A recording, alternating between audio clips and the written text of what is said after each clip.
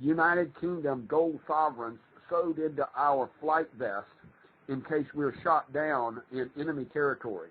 I am honored to let you know that not only did you hit the nail on the head with your sledgehammer, you shot it out of the sky with a .60 caliber when it hit the ceiling. Because, sir, I have one of my own pilots that was shot down, and if it hadn't been for the 4 gold sovereign coins in his flight jacket, he may not have made it home. He handed 1 gold sovereign off to the first Afghanis that came upon the scene when his parachute, when he and his parachute landed on the ground. He handed another gold sovereign to some nomads. He carried him to another location, and his 3rd gold sovereign was given to a 16-year-old and 12-year-old boy who brought him to a town where we came and picked him up.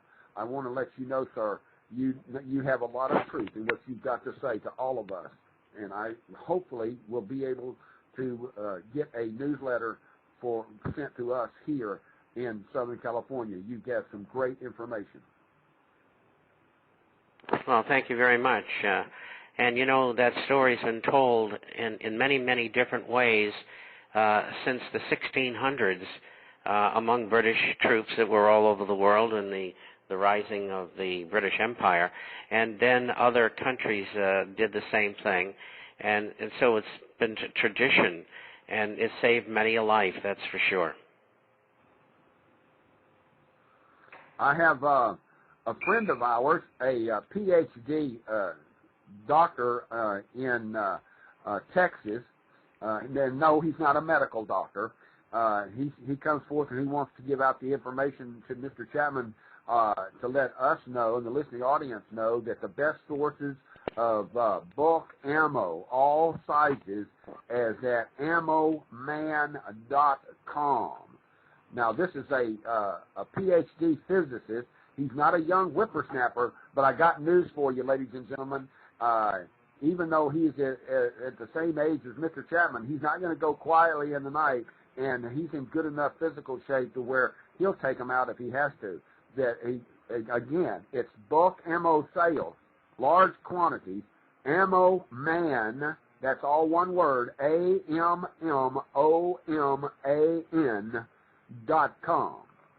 And he says, kudos to Mr. Chapman. Well, thank you very much. You know Ron, I'm sure.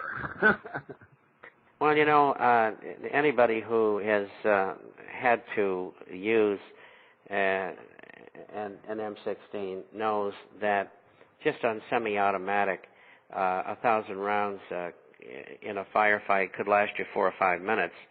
And, you know, if you're in a 3-burst or a full auto, goodness knows how long it's going to last, maybe a minute and a half.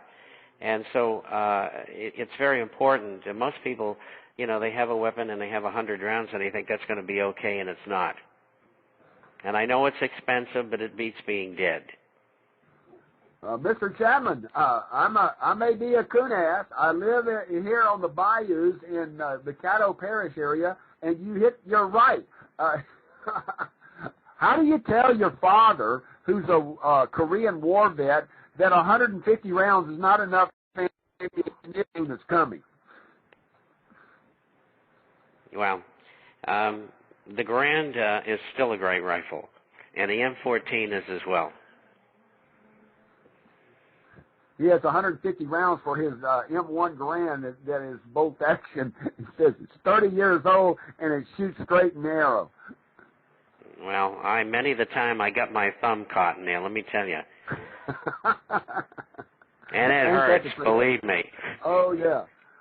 Mr. Chapman, William comes in and says there is a Titanic-type shift in the global capital market of power.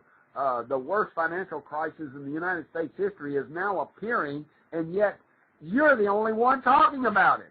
It's a real dimension. It spells the end of the New York reign as the globally dominant financial power.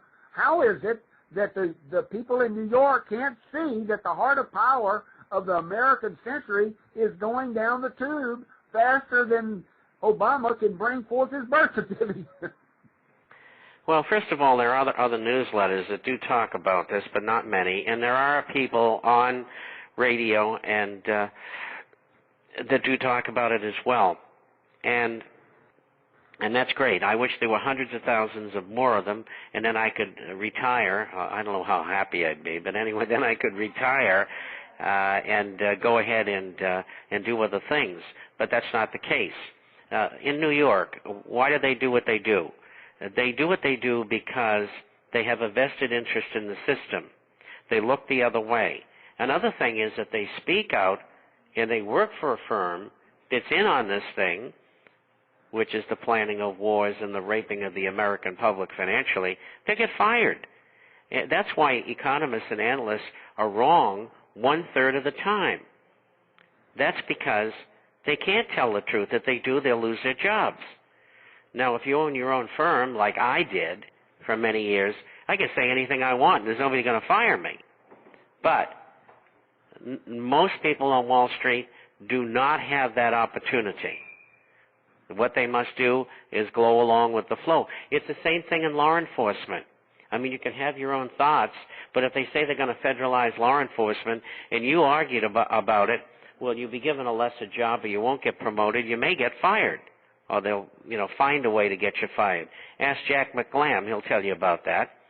And even in the military, there's only so much you can say without the same thing happening to you. You very often have to keep your thoughts to yourself. And so there's a conspiracy of silence, and that's why that sort of thing goes on.